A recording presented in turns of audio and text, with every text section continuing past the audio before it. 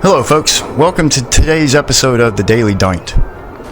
And I've just signed up with Patreon, so I have a Patreon page now, and if you guys will go over there to Patreon, look me up, you'll see some never before seen content that I've uploaded, especially over there, for you guys to go and look at.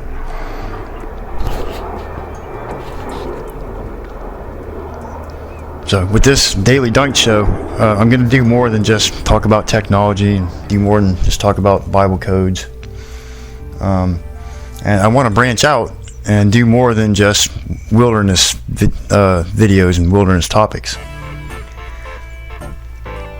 So that's why I started up this Patreon page, and that'll help me fund being able to do this.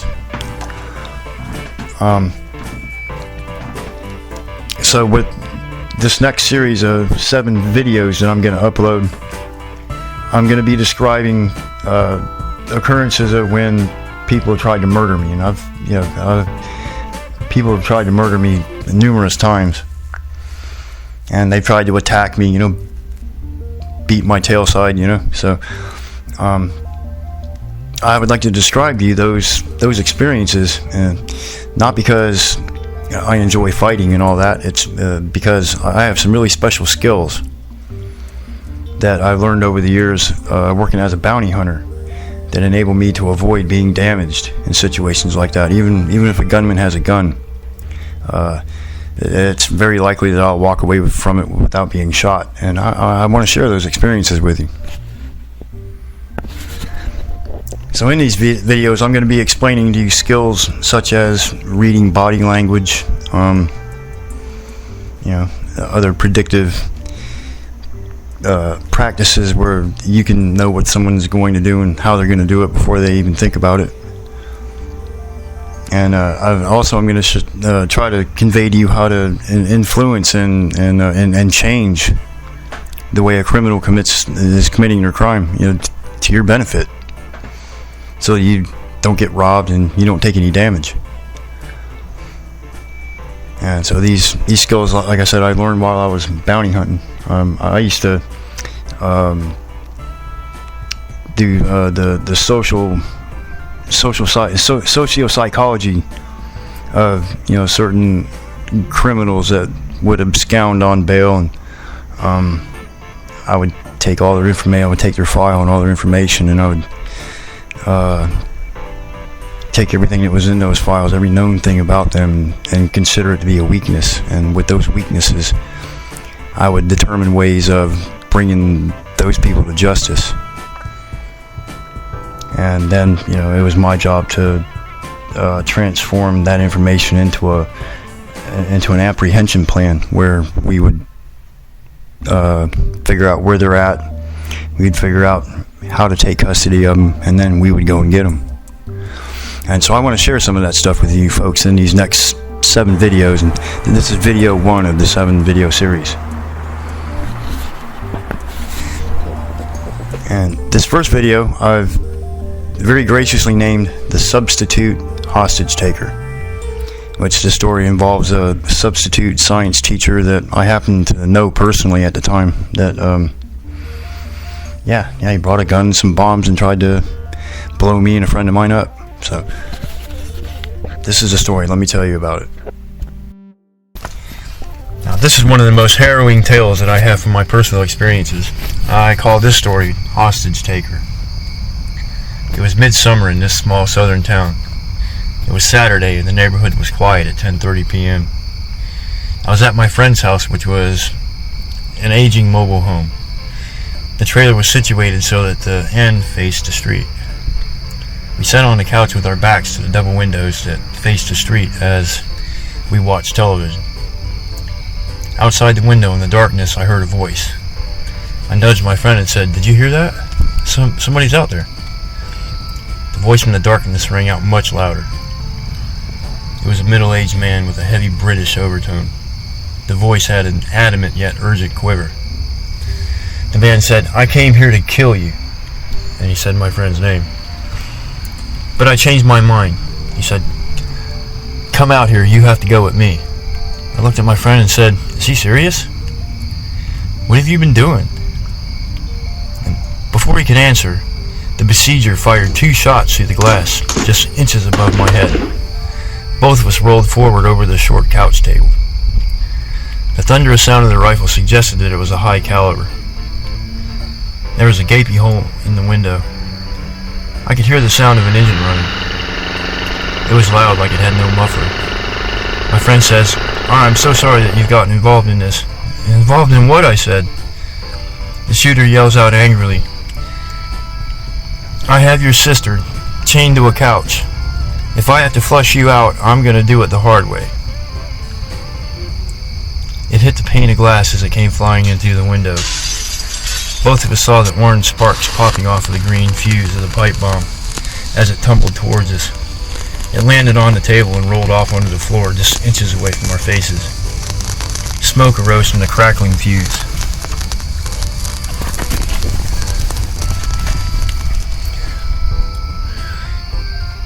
It was a 2-inch diameter steel pipe with caps on the ends. It had thin magnets taped to it with nails stuck to the magnets. The fuse protruded from the hole in the pipe. Both of us moved to deal with the fuse. I was going to snap and tear off the burning end, however my friend got there first. He just pulled straight out on it and removed the fuse from the pipe. This rendered the bomb inert and restored us to safety. I rolled the jug across the floor onto the kitchen just in case it had a hidden timer or something inside of it, but it didn't. The sound of a siren grows in the distance.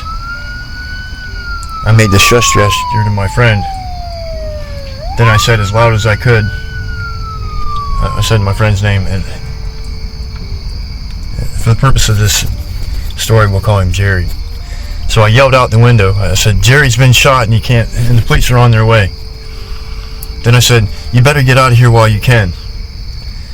There were multiple sirens that you could hear growing in the distance, and they kept getting louder and louder. My friend gets up and says, "I'm going out." I tried to stop him. I tried to reason with him. However, he was mad and concerned about his sister. She was 19 years old and still the baby of the family, so the pipe bomber had hell to pay, in my friend's opinion. As he was pulling out and opening his pocket knife, I warned him about overcompensation. He turned and walked into the kitchen where the door was located. I followed him. I said, "I'm not going out there with a weapon." My friend opened the door. The sirens were close by. We went to the front of the house where the cars were parked. Nobody. We looked around. I walked to the road.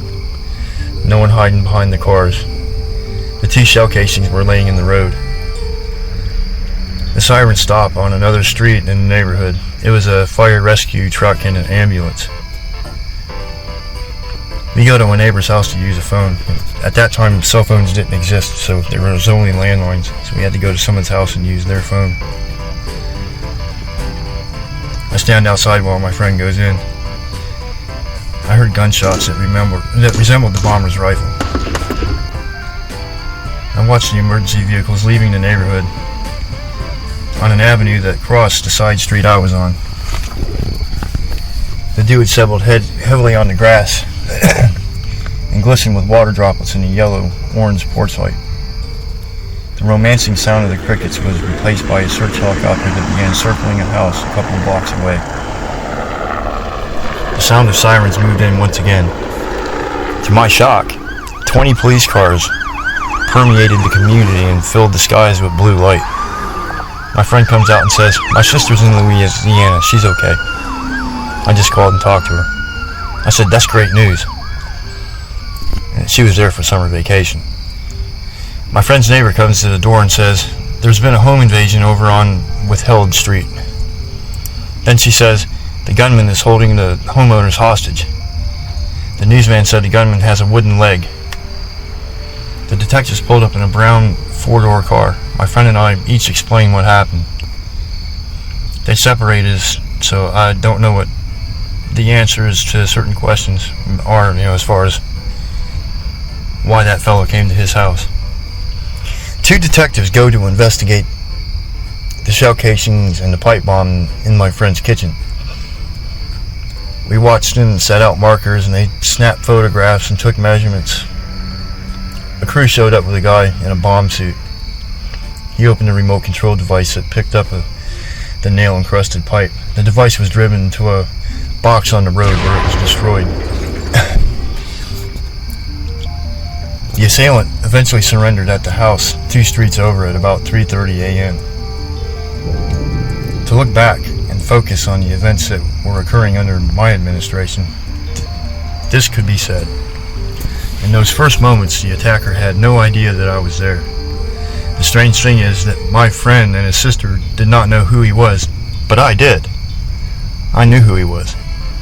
The official word was that the reprobate was a bricklayer and a construction worker, and he may well have been that. But I deduced that the only way that the crook could have known the girl's name and the brothers is if he was a school teacher. My neighborhood had a school that employed a British accent, one-legged science teacher that was he was a substitute. Yeah, he was a substitute teacher at the school that I used to go to. And because I knew him personally, I knew it had to be him. And I was right. It was him. The would-be kidnapper used his sister to influence my friend into getting into the vehicle idling outdoors. This vehicle was not found. The attacker set up the impression that he had control over a family member to gain control of my friend. When the attacker found out that I was there, it really compromised his plan. The sirens from the emergency vehicles was a lucky stroke for us. So I set up the impression that my friend couldn't move, and the police were wailing sirens on their way to us, 2 streets away. The driver of the vehicle got spooked and sped away into the neighborhood and disappeared. The gunman was left running on foot with a prosthetic leg and an assault rifle. He tried to escape the neighborhood, but his physical limitation forced him to hide at a residence just a short distance from his point of origin. It was the loss of his ride that caused him to abandon the trailer. And he discovered that there was 2 of us instead of 1. Once again, his crime played out over several hours, but it involved me for barely 4 minutes. This shows that criminals panic. The need for a progression of events is important to the success of a crime. My misdirection was reinforced by the sirens. This interrupted the progression of events planned by the hostage taker. To him, it must have seemed like everything was crashing down, if he remotely believed what I said. Look at it like this: the explosive failed to go off, or could be delayed. There was more than 1 person in the trailer. The person he wanted was said to be shot. The sirens indeed were coming very close. The getaway car abandons him and drives away. Outside in the moist air with the sirens closing in, he must have felt vulnerable. Dirt roads cross paved avenues in that sprawling community. The houses have patches of woods between them, and the home sites have grassy yards. Kidnapping my friend and walking out was no longer possible. Staying in front of the trailer with a rifle was not possible. The attacker leaving freely was no longer possible. This is when at that precise moment that the criminal is the most dangerous, because they're backed into a corner. The response can be extremely violent. It is common for a criminal to lash out against victims in a cruel manner for foiling their desired progression of events. They want obedience. I don't know why the shooter chose not to enter the house. I had no weapons. My friend had hunting rifles, but we didn't use them. There are baffling circumstances such as the long fuse on the pipe bomb.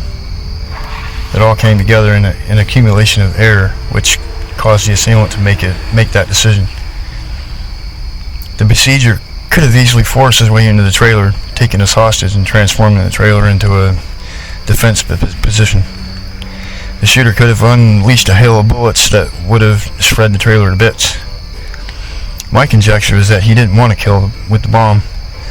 He shot high on the window and threw the bomb with a long fuse, thinking that my friend would run from the house and go outside, where he would be forced into the getaway vehicle. No one came out and the car drove away. Two critical failures that foiled the entire crime. The felon's response was to flee instead of force his way into the trailer. This is often referred to as the most dangerous moment. Knowing how to recognize these most dangerous moments when they occur will enable the listener to be prepared and react in a way that doesn't conflict with the absconder.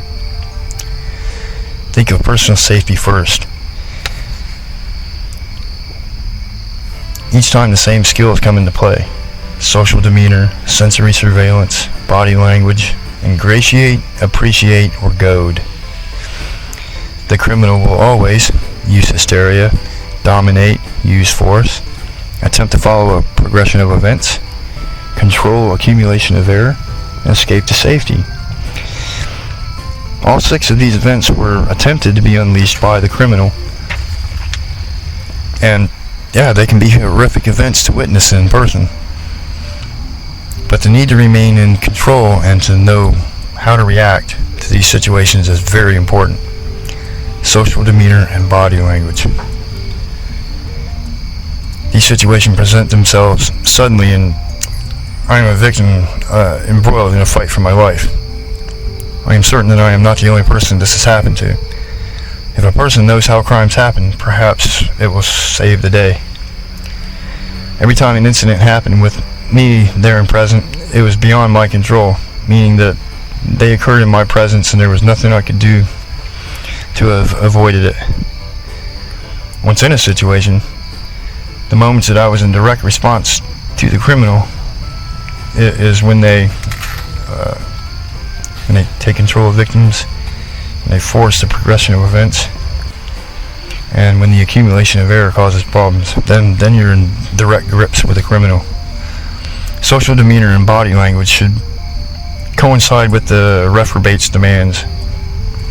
Even though it is wrong and demoralizing, the criminal will be preoccupied in doing some work, conversation, or giving instructions, all opportunities to gain valuable information. Most crimes last less than 5 minutes. Sometimes it's all about doing damage. Sometimes it's all about dodging damage. Use this and know what comes next to maintain an advantage over a criminal. So if you like this content and you'd like to see more, you can look up EugeneRunkus /patreon.com and see more of this kind of material over there. Thank you for watching this video. I'm your host, Eugene Runkus.